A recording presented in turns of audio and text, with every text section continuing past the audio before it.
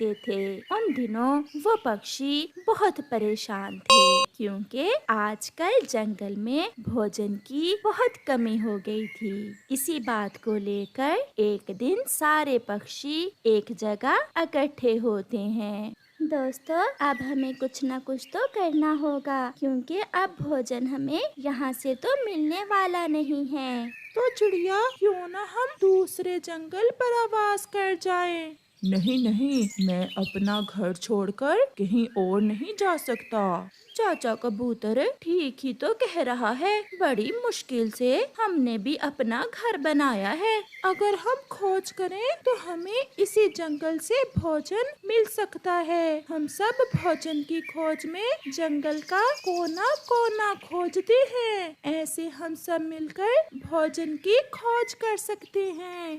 चिड़िया और दूसरे पक्षियों को मिट्ठू की बात अच्छी लगती है।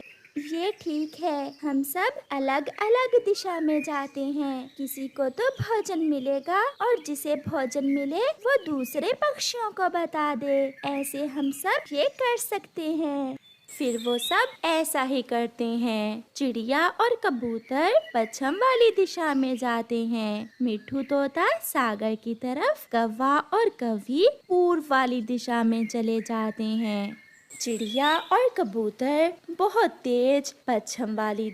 ऐसे ही मिट्ठू तोता भी आगे बढ़ रहा था। वो सब एक दूसरे के लिए और अपने लिए भोजन की खोज कर रहे थे। कौवा और कौवी भी उड़ते हुए पूर्व वाली दिशा में पहुंच जाते हैं। वहां एक पक्षी बैठा हुआ था। गोरी और कालू उस पक्षी के पास रुक जाते हैं। भाई जी, बहुत मुसीबत के मारे हैं, भूखे हैं, क्या यहाँ कहीं भोजन मिल सकता है? आप कहाँ से आए हो? पहाड़ों की तरफ से। हम पहाड़ों के पास रहते हैं। आप ठीक दिशा में आ गए हो। यहाँ से थोड़ी ही दूर वो जो सामने बड़े बड़े पेड़ हैं, उनकी दूसरी तरफ एक खेत है। उस खेत में ढेर सारे दाने हैं और फलों के पेड़ भी। आप वहाँ जाकर दाना या फिर फल खा सकते हैं। ये सुनकर कौवा और कौवी बहुत खुश होते हैं और आगे बढ़ते हैं। बड़े पेड़ों की दूसरी तरफ जाकर कौवे और कौवी को तो अपनी आंखों पर विश्वास ही नहीं आ रहा था क्योंकि वहाँ दाना, पानी और फल सब कुछ था। कालू कालू, क्या सच है? चलो पेट भर के फल खाते हैं। फिर कौवा और कौवी पेट भर के फल खाते हैं। कालू, हमें तो बड़ा खजाना मिल गया है। गोरी, क्यों ना हम इन फलों और दाने का दूसरे पक्षियों को ना बताएं। ऐसे हम खाएंगे मजे मजे के फल और दूसरे सब पक्षी मरेंगे भूख से। मुझे भूखा चाचा कबूतर बहुत अच्छा लगेगा। चलो अब अपनी चोंच साफ करो और हम वापस जाते हैं। फिर कौवा और कौवी अपनी चोंच साफ करते हैं और वापस चले जाते हैं। मिट्ठू भी सागर वाली दिशा की खोज करके वापस आ गया था। चिड़िया और कबूतर भी वापस आ जाते हैं। वो बहुत थके हुए थे मगर उन्हें कुछ भी खाने को ना मिला था। मिट्ठू, कुछ मिला? नहीं चिड़िया और कबूतर, मुझे तो कुछ नहीं मिला। क्या तुम्हें कुछ मिला है? नहीं दोस्त, हम तो थक गए उड़ उड़ कर, मगर एक दाना भी खाने को नहीं मिला। इतनी देर में कौवा और कौवी भी वहाँ पहुँच जाते हैं। दोस्तों, मिला कुछ? नहीं गौरी, हमें तो कुछ भी नहीं मिला। हम तो थक गए हैं। और तुम्हें? ना भी कबूतर, पूर्व वाली दिशा का जंगल पूरी तरह सूख चुका है। वहाँ तो ना दाना है, ना पानी और ना ही कोई फल। तुम दोनों की शक्ल से तो ऐसा लग रहा है जैसे पेट भर के खाया हुआ हो। नहीं, हमने तो कुछ भी नहीं खाया। चलो अब घर जाते हैं, कल देखेंगे क्या करना है। ऐसे शाम के वो सब अपने अपने घरों को चले जाते हैं। मम्मा, क्या आज फिर दाना नहीं मिला? नहीं बेटी, पूरा जंगल घूम लिया सबने, मगर आज फिर कुछ भी नहीं मिला। कोई बात नहीं मम्मा, कल हमें दाना जरूर मिल जाएगा। मैं अपनी मम्मा को तंग नहीं करूंगी, मैं भूखी ही सो जाऊंगी। ऐसा कहते हुए गुड़िया भूखी ही सो जाती है। मगर मम्मा चिड़िया को नींद कैसे आ सकती थी? वो अपनी बेटी को भूखा सोए देख कैसे सो सकती थी? पापा, पापा, क्या मिला कुछ? आहिस्ता आहिस्ता बोलो जग्गू। ऐसा कहते हुए गोरी कौवी अपने पंख के नीचे से मीठा फल निकालकर जग्गू को दे देती है। मीठा फल, मीठा फल। चुप कर जाओ जग्गू, और किसी को बताना ना कि तुमने मीठा फल खाया है। नहीं पापा, मैं किसी को नहीं बताऊंगा। ऐसा कहते हुए जग्गू मीठा फल खा लेता है। गोरी, कितने भूखे थे सभी पक्षी, मुझे तो उन पर दया आ रही थी। अब उन्हें बताना देना कि हमने पूर्व वाली दिशा में भोजन ढूंढ लिया है। ऐसे वो सब मिलकर वहाँ चले जाएंगे और सारा भोजन खा जाएंगे। ऐसे कौवा और कौवी हंसने लग जाते हैं। मिठू, मिठू तोता तो भूख से चकरा रहा था। और चिड़िया की बेटी तो आज भी भूखी ही सोई होगी। फिर दूसरे दिन सब पक्षी फिर से इकट्ठे होते हैं। कौवे और कौवी, आज हम ये जंगल छोड़कर दूसरे जंगल में किस्मत आजमाने जाएंगे। हो सकता है हमें वहाँ से कुछ खाने को मिल जाए। चिड़िया, आप जाएं, आज मैं तो कालू जी के साथ अपने मैके जा रही हूँ। सब भूख से मर रहे हैं और तुम मैके जा रही हो? तो क्या तुम्हारे पेट में दर्द हो रहा है? मैं क्यों ना मैके जाऊं? आज से हम आपके साथ भोजन की खोज को नहीं जाएंगे, आप जाएं। ये सुनकर कौवे और कौवी के सब दोस्त बहुत हैरान हो जाते हैं। कौवा और कौवी वहाँ से चले जाते हैं। दूसरे दिन पक्षी जाने ही वाले थे कि कौवे और कौवी का बेटा जग्गू कौवा वहाँ आ जाता है। आंटी चिड़िया, मेरे मम्मा पापा कहाँ गए हैं? जग्गू बेटा, वो हमारे साथ लड़ाई करके यहाँ से चले गए हैं। आंटी, आंटी, कल मेरी मम्मा मेरे लिए मीठा फल लाई थी, बहुत मजे का था मीठा फल। जग्गू कौवे की ये बात सुनकर सब पक्षियों के कान खड़े हो जाते हैं।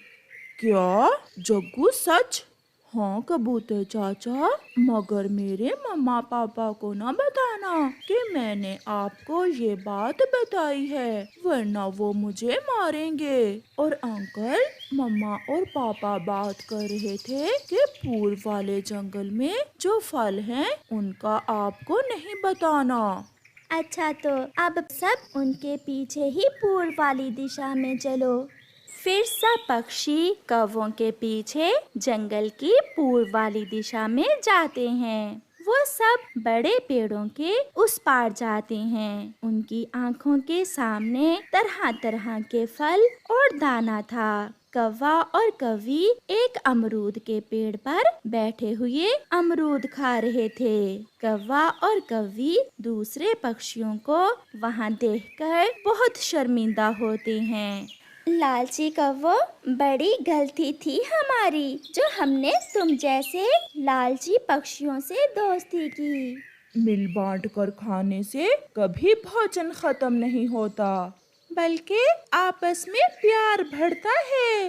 दोस्तों, हम लालच में आगे थे। हमने सोचा अगर इन फलों का आप सबको बताएंगे तो फल खत्म हो जाएंगे। आज के बाद हमारी और तुम्हारी दोस्ती खत्म हुई। फिर वह सब पक्षी मजे मजे से मीठे फल खाते हैं। कौवा और कौवी अपने लालच के कारण अच्छे और सच्चे दोस्तों को खो देते हैं। गोरी कौवी का बेटा जग्गू और चिड़िया का बेटा कुकू कबूतर के घर के पास खेल रहे थे। आज जग्गू कौवा घर से माचिस लेकर आया था। जग्गू कौवा जगह जगह आग जलाकर खेल रहा था, जबकि उसका दोस्त कुकू उसे मना कर रहा था। जग्गू, ना करो, आग से ना खेलो, हवा चल रही है, किसी समय भी आग भड़क सकती है। यार, मुझे आग से खेलने में बहुत मजा आता है। आओ तुम भी खेलो। नहीं, ऐसी खतरनाक खेल तुम खुद ही खेलो। जग्गू कुकू से बातें कर रहा था जब आग बढ़ती बढ़ती उस पेड़ को लग जाती है जिस पर कबूतर का घर था। जग्गू, उधर देखो, आग पेड़ तक पहुंच गई है। फिर जग्गू कौवा आग बुझाने की कोशिश करता है, मगर अब आग बहुत ऊपर तक चली गई थी। जग्गू वहाँ से भाग जाता है, जबकि चिड़िया का बेटा कुकू एक शाख तोड़कर उससे आग बुझाने की कोशिश करने लगता है। मम्मा, मम्मा, बहुत बुरा हुआ। मैं आग से खेल रहा था कि कबूतर अंकल के घर को आग लग गई। मैं वहाँ से भाग आया हूँ। किसी ने देखा तो नहीं तुम्हें वहाँ से भागते समय? मम्मा, कुकू मेरे साथ खेल रहा था। वो वहाँ आग बुझाने की कोशिश कर रहा है। अब किसी को ना बताना कि आग तुमसे लगी है। हम कुक्कू का नाम लगा देंगे। मैं अभी कबूतर और कबूतरी को जाकर बताती हूँ। फिर गोरी कौवी नदी की तरफ भागती है। कबूतर और कबूतरी नदी पर बैठे हुए थे। गोरी भी वहाँ पहुँच जाती है। कबूतर, जल्दी चलो, जल्दी, चिड़िया के बेटे ने तुम्हारे घर को आग लगा दी है। क्या गोरी, ये तुम क्या कह रही हो? मेरे मेरे 2 अंडे भी मेरे घर में ही थे। लूसी ऐसे रोने लग जाती है। लूसी, चलो, हमें जल्दी जाना होगा। फिर कबूतर और कबूतरी वहाँ से अपने घर की तरफ भागते हैं। सब खत्म हो चुका था। कबूतर का घर और वो पेड़ जिस पर उनका घर था अब राख का ढेर बन चुके थे। मैंने आग बुझाने की पूरी कोशिश की, मगर मैं ना कर सका। कबूतर बिना कुछ बोले कुकू के एक थप्पड़ लगाता है। शरारती बच्चे, मेरे घर के साथ साथ मेरे 2 अंडे भी जल गए हैं। अब तुम्हारी माँ से हम पूछेंगे। जाओ, चले जाओ यहाँ से। कहीं ऐसा न हो कि मैं तुम्हें जान से ही मार दूँ। मगर अंकल, आग तो जग्गू। जाओ बेटा, चले जाओ। हम पहले ही बहुत दुखी हैं, हमें और दुखी ना करो। फिर कुकू रोता हुआ वहाँ से चला जाता है। गोरी और जग्गू भी वहाँ आ जाते हैं। जग्गू, बताओ अपने अंकल को कि कुकू ने कैसे आग लगाई इनके घर को। अंकल कबूतर, कुकू ने सूखी घास को आग लगाकर आपके घर की छत पर फेंक दिया था। मैंने उसे मना किया तो कहने लगा, मैं अंकल कबूतर का घर जला दूंगा। घर तो फिर भी बन जाएगा, मगर मेरे अंडे भी उस गंदे बच्चे ने जला दिए। मैंने कितने समय बाद 2 अंडे दिए थे। अब तो ये नुकसान उस कुकू के बच्चे की माँ ही भरेगी। हम कल उसे पंचायत में बुलाएंगे और फिर पूछेंगे उसे। गोरी, आज की रात हम तुम्हारे घर में गुजार लेते हैं, फिर कल देखेंगे कि घर का क्या करना है। चलो चलो, तुम मेरे घर को अपना ही समझो। फिर कबूतर और उसकी पत्नी गोरी कौवी के साथ चले जाते हैं। अब कल बुलाएंगे उस छोटी चिड़िया को और मैं तुम्हें लेकर दूंगी अब उसका घर और उसे हम सब मिलकर इस जंगल से निकालेंगे। गौरी, अगर मुझे पता होता कि चिड़िया का बेटा ऐसे करेगा तो मैं अपने अंडे साथ ही ले जाती। आंटी, कुकू ने अंडे तो पहले ही तोड़ दिए थे आग लगाने से। जग्गू ऐसे झूठ बोलता है। बस कर बेटा जग्गू, बस कर। अब लूसी का दिल थोड़ा ना करो, जो होना था वो हो गया। अब सुबह देखेंगे उन माँ बेटे को। कुकू बेटा, मुझे सच सच बता दो, अगर आपने कोई शरारत की है तो। मम्मा, आपको अपने बेटे पर विश्वास नहीं है क्या? आपका बेटा कभी ऐसी गलत शरारत नहीं कर सकता। तो फिर आपका चेहरा लाल क्यों है? क्या कबूतर ने आपको मारा भी था? अंकल कबूतर ने मेरी कोई बात नहीं सुनी और मुझे मारने लगे। मम्मा, मैंने जग्गू को बहुत मना किया था मगर उसने मेरी एक ना सुनी। अच्छा मेरी जान, अब जो होगा सुबह देखेंगे। आप दिल थोड़ा ना करो, मुझे विश्वास है अपने बेटे पर। मेरा बेटा अपनी मम्मा से कभी झूठ नहीं बोलता। फिर वो माँ बेटा दुखी मन के साथ सो जाते हैं। सुबह हो जाती है। जंगल के बड़े पेड़ के नीचे पंचायत बैठ जाती है। चिड़िया को भी बुला लिया जाता है। लूसी कबूतरी और कबूतर भी वहाँ आ जाते हैं। गोरी कौवी भी तमाशा देखने पहुँच चुकी थी। चिड़िया, जो शरारत तुम्हारे बेटे ने की, अब तुम ही बताओ तुम्हारे बेटे को और तुम्हें क्या सजा दें। मेरे दोनों ही अंडे जल गए। मेरे घर के साथ मैं मर जाती, मेरे अंडे ना जलते। मेरे मासूम अंडों को कितनी तकलीफ हुई होगी जब इस जालिम शरारती बच्चे ने मेरे अंडों को जलाया होगा। कबूतर भैया, आप मेरे अच्छे दोस्त हो। दफा करो ऐसी दोस्ती, मैं अब तुम्हारा दोस्त नहीं हूँ।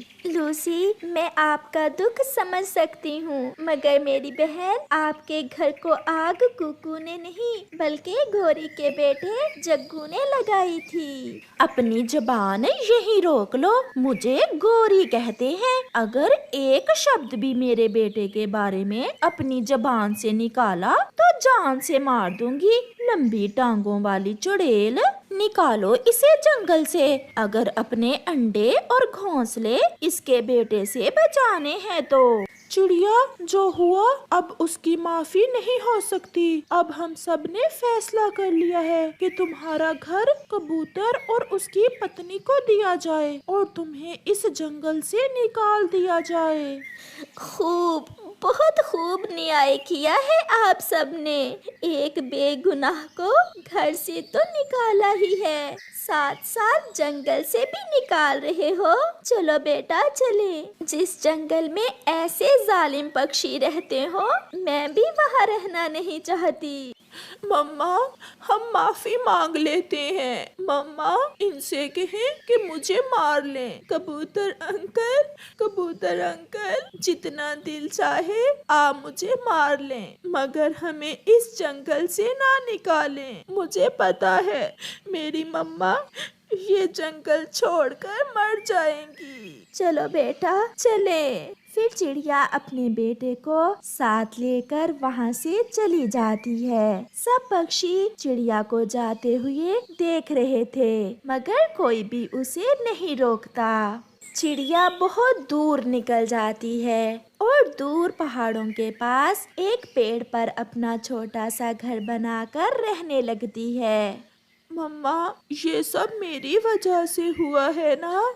नहीं बेटा, ये सब आपकी नहीं बल्कि मेरी वजह से हुआ है, क्योंकि मैंने गलती की दोस्त बनाने में। मैंने सारी जिंदगी ऐसे दोस्तों पर विश्वास किया जिनमें से किसी एक ने भी मेरी आंखों में सच्चाई नहीं देखी। कुकू बेटा, अब आप सब भूल जाएं। अब वो पक्षी मुझे वापस बुलाएं भी तो मैं वहाँ उनके साथ नहीं रहना चाहती। मम्मा, मैं हूँ ना अपनी मम्मा का सच्चा दोस्त। और मुझे किसी की जरूरत नहीं है। चिड़िया के साथ बहुत बुरा हुआ। किसी ने भी उसका विश्वास नहीं किया। चिड़िया को अपने दोस्तों से इंसाफ नहीं मिला, मगर वो जानती है कि प्रकृति हमेशा इंसाफ करती है। हमेशा सच का साथ दें, और जिसे आप गुनहगार ठहरा रहे हैं